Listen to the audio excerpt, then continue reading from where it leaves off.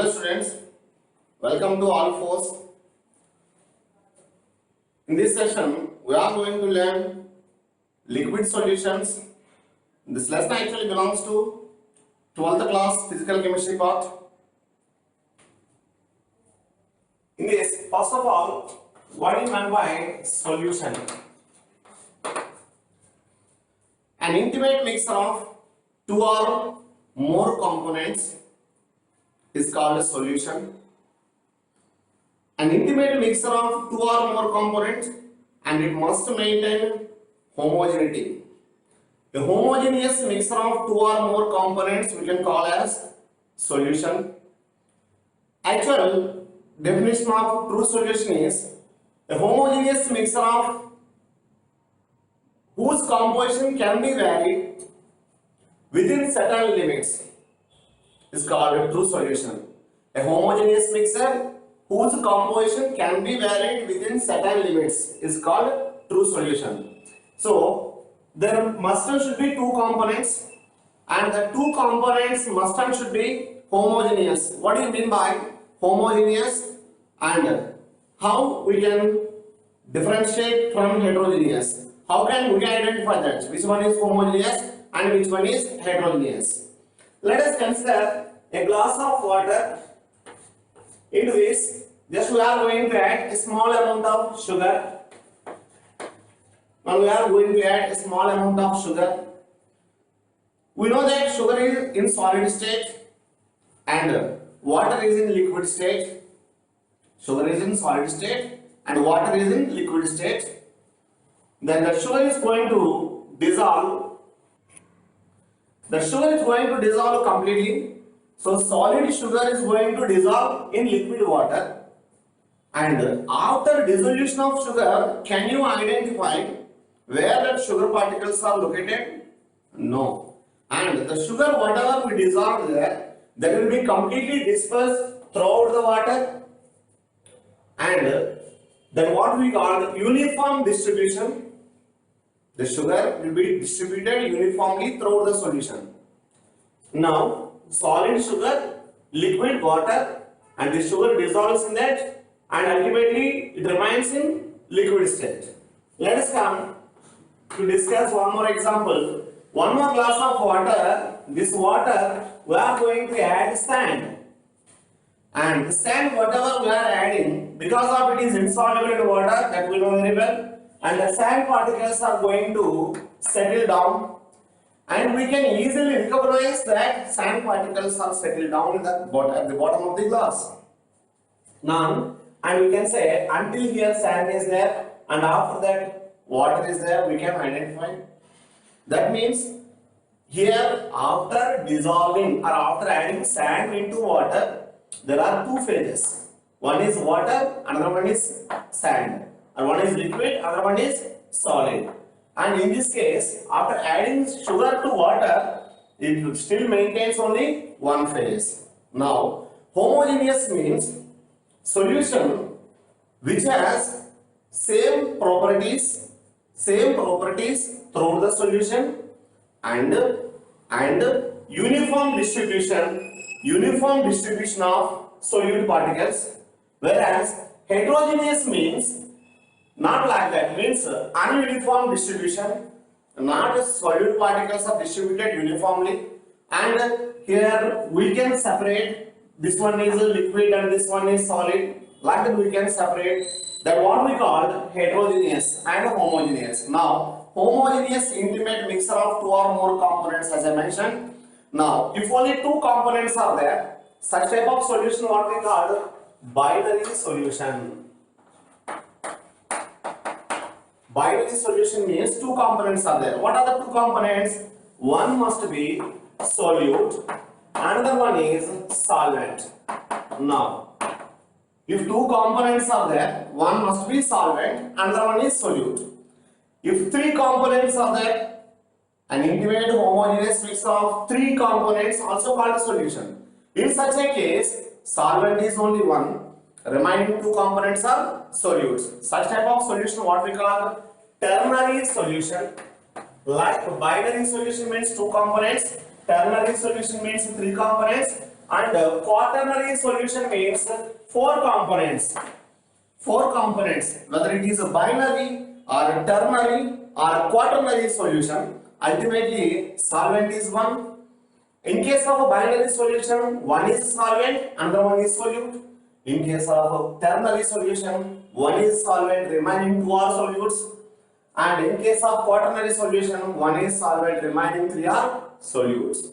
Let us see which one is solvent and which one is solute. How can you identify? Which one is solute and which one is solvent? How can we identify? Now, for that, if both physical states are same, if both components, suppose binary solution, let us consider binary solution consists two components. If both components physical states are same, then in such a case, solute is less in quantity and solvent the one which is huge in quantity. So solute is nothing but less in quantity and solvent is huge in quantity. This is what we call, how can we identify solute and solvent? Fine. In case of both the physical state, both the components physical states are not same. If both the components physical states are not same, in such a case, solvent is the one which provides its phase. Solvent is the one which provides its phase. Let us see. Here I am going to add salt to water. Then we are getting salt solution. So we know that salt is solid and water is liquid. And after adding salt to water, we are getting again liquid. In such a case, here these two are two different components, and these two components actually belongs to different phases, right? One is solid and one is liquid. So these two are two different phases or two different physical states. And when we mix here, ultimately formed solution comes to liquid state. Ultimately formed solution comes to liquid state. Now here liquid is water. That means water is a solvent. And let us consider one more example. Sodium and mercury. Sodium we know that solid and mercury we know that liquid. When we mix these two, we are getting amalgam. Sodium amalgam, NaHg, and this NaHg is solid. Remember, NaHg is solid. Now, still which physical state returns here? Here sodium. That means sodium is a solvent and mercury is a solute. So, if both the component physical states are same, in such a case, the one which is used in quantity, that one acts as a solvent. And if both components physical states are different, in such a case, the solvent is the one which provides its phase. That what we call solvent. So, in case of homogeneous, uniform composition and uniform chemical properties throughout the solution. In case of heterogeneous, do not maintain uniform composition and also uniform chemical properties throughout the solution. Now, based on the physical states of solute and solvent, mainly there are three types of solutions. Let us see the three types of solutions. Based upon physical states of solute and solvent, how many types of solutions are there? Let us see. If solvent is gas, solute also gas. Solvent is gas, solute also gas. Then gas in gas type of solution. For that example, we can give a mixture of any two gases. Mixture of any two gases always homogeneous. Always homogeneous. So gas in gas always homogeneous. And gaseous solution, only gas in gas forms homogeneous. Remaining gaseous solutions do not considered as homogeneous. Let us see. Liquid in gas. Liquid in gas. Water vapor in air. That's what we call the cloud. So water vapor in air, liquid in gas, and solid in gas, smoke, carbon particles in air. We can also give iodine or camphor in air. Iodine or camphor in air. In this case, solvent is gas, solute is solid or liquid. In these two cases, we are not supposed to consider these are homogeneous. These are heterogeneous, and homogeneous is only gas and gas type of solution. And all these three are called gaseous solutions. The solution in which gas as a solvent and solute may be gas or liquid or solid. Similarly, the solution in which if liquid as a solvent, such type of solutions are called liquid solutions. That means liquid as a solvent, maybe gas is a solute, maybe gas is solute. Liquid as a solvent, maybe liquid is solute. Liquid as a solvent, maybe solid as a solute. Now, gas in liquid type of solutions. Example is aerated drinks, carbonated drinks, or cool drinks. All these are examples. And liquid in liquid, mixture of any two liquids like water and alcohol. Any proportion they can mix, and they exist in single phase. Not like here, gas and solid, it is heterogeneous, exists in two phases. And solid and liquid, sugar solution or salt solution, all this comes under this solid and liquid type of solution. Since in all these three cases, liquids are solvents, hence these solutions what we call liquid solutions. Liquid solutions, like gaseous solvent, like liquid as solvent, solid also can act as solvent. Let us see. Gas in solid, hydrogen gas in palladium, occluded upon palladium metal. Hydrogen is going to transfer by occlusion upon palladium metal. This one is gas in solid type solution. Liquid in solid, Hg in sodium. Hg we know that liquid, sodium we know that solid. Similarly, solid in solid, copper in gold. This is what we call the alloy. An independent homogeneous mixture of a metal with another metal or non-metal is called an alloy. Here also homogeneous, formation of alloy is homogeneous. Here along with metal, some other metal or non-metal, if we consider steel, along with iron, carbon is there, right? So the carbon is a non-metal, but that is solid. So iron one is solid and carbon another solid. When these two combine upon forming a homogeneous mixture, we are getting steel. And copper and gold, any two metals or more than two metals which forms alloys, brass, bronze, all comes under this category. They are all solid solutions. So gaseous solutions, liquid solutions, solid solutions. Now in this lesson, we are going to focus on liquid solutions. Liquid solutions means gas in liquid, liquid in liquid, solid in liquid. We will discuss regarding these three types of solutions. But before going to discuss types of solutions, these liquid solutions and their properties, first of all, let us recall that what we learned in our 11th class, methods of expressing concentration terms. Methods of expressing concentration terms.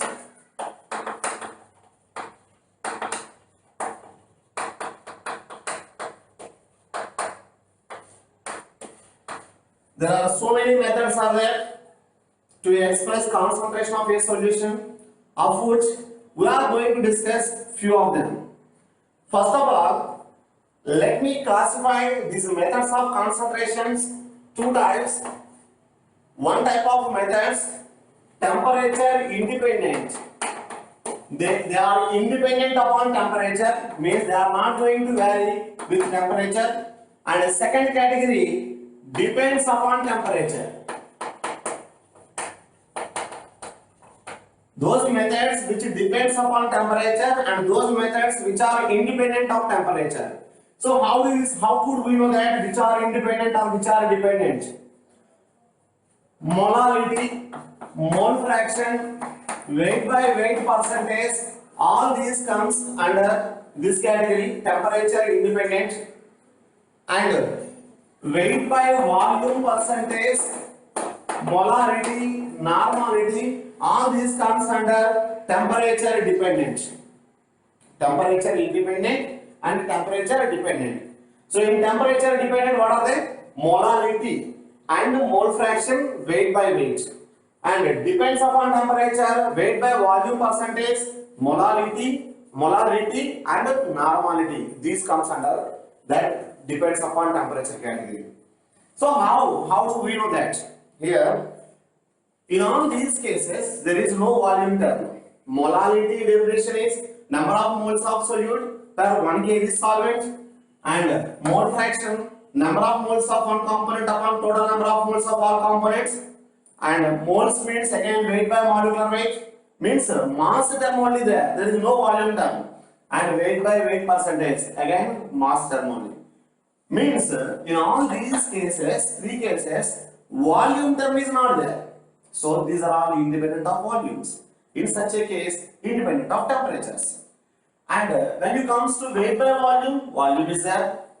And molarity, number of moles of solute per 1 liter solution. Normality, number of gram equivalents of solute present in 1 liter solution. That means in all these three cases, volume term is there. So the method of expression of concentration which related to volume, they are all depends upon temperature. As with increase in temperature, volume of the solution increases because of interaction between molecules decreases. I am repeating. With increase in temperature, interaction between molecules or association between molecules is going to break down. Because of that, volume of the solution increases. With increase in volume, concentration getting decreased. So, when temperature increases, with increase in temperature, volume increases. Because of volume increases, we can say concentration decreases. So, temperature dependence, temperature independence. Mainly classified like this, and beyond of this type of classification, let us see few methods of expressing concentrations. First one is strength of solution. Strength of solution is nothing but mass of solute, how much amount of solute present in 1 decimeter cube solution.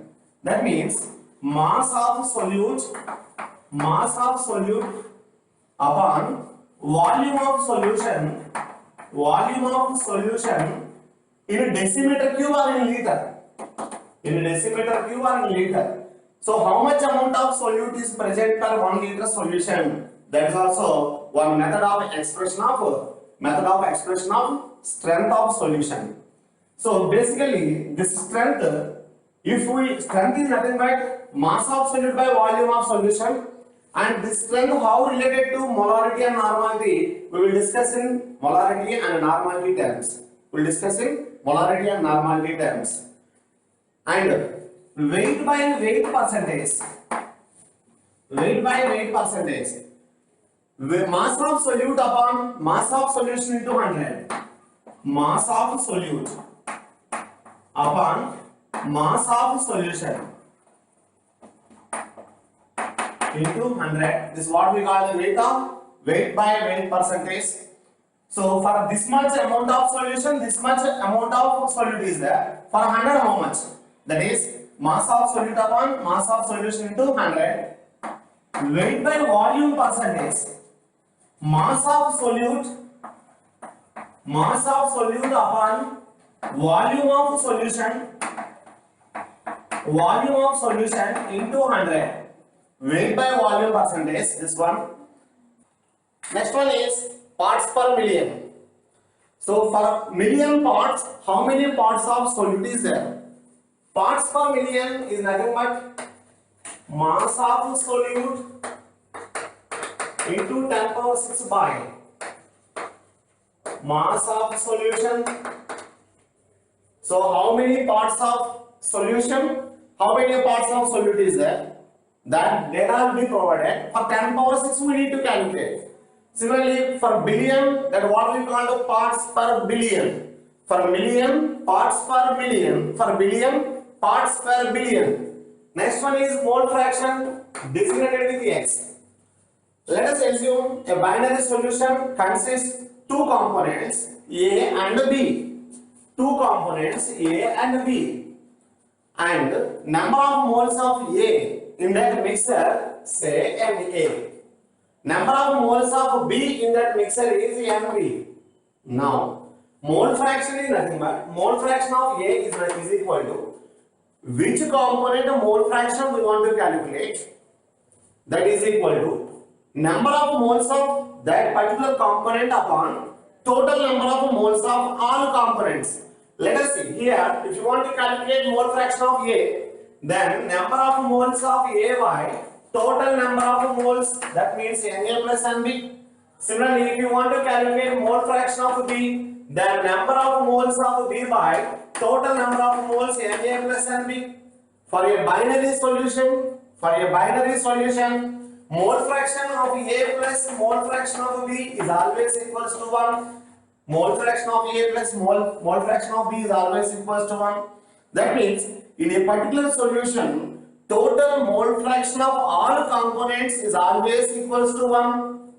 If it is a ternary solution, then what you have to say? Suppose A, B, C, three components are there. Then mole fraction of A is equal to number of moles of A by number of moles of A plus number of moles of B plus number of moles of C. Then nothing but which component mole fraction we want to calculate, that number of moles upon total number of moles. And molarity. Molarity is the most convenient method to express the concentration, because as we learned earlier, molarity is temperature independent, and molarity we can indicate it with small m. Molarity is nothing but number of moles of solute per kg solvent. Here, number of moles from solute per 1 kg solvent, then molarity, number of moles of solute by weight of solvent in kilogram. This one also we can write weight of solute in grams by gram molecular weight of solute into 1000 by weight of solvent in grams. This is formula for molarity. And molarity as we learned, temperature dependent, because in this volume term is there. Molarity indicated with capital M. Molarity is nothing but number of moles of solute present in V liter solution. Number of moles of solute present in V liter solution. See, in molarity solvent, W kg solvent, and in molarity V liter solution. Now, number of moles is nothing but weight of solute by gram molecular weight of solute into 1000 by V ml. This is formula for molarity. And relation between molarity and mole fraction. Molarity is equal to number of moles of solute by weight of solvent, or weight of solute by molecular weight of solute into 1000 by weight of solvent. Let us multiply and divide by molecular weight of solvent. Now this is number of moles of solute and this is number of moles of solvent. Then molarity is equal to number of moles of solute by number of moles of solvent into 1000 by molecular weight of solvent. Now both here I am going to multiply again with total number of moles. Then this one is number of moles of solute by total number of moles, that is nothing but mole fraction of solute. Number of moles of solvent by total number of moles, that is mole fraction of solvent into 1000 by molecular mass of solvent. So this is the relation between molarity and mole fraction. Here instead of xb, here instead of xc you can also write 1 minus xb, because the binary solution, for binary solutions xa plus xb is equal to 1.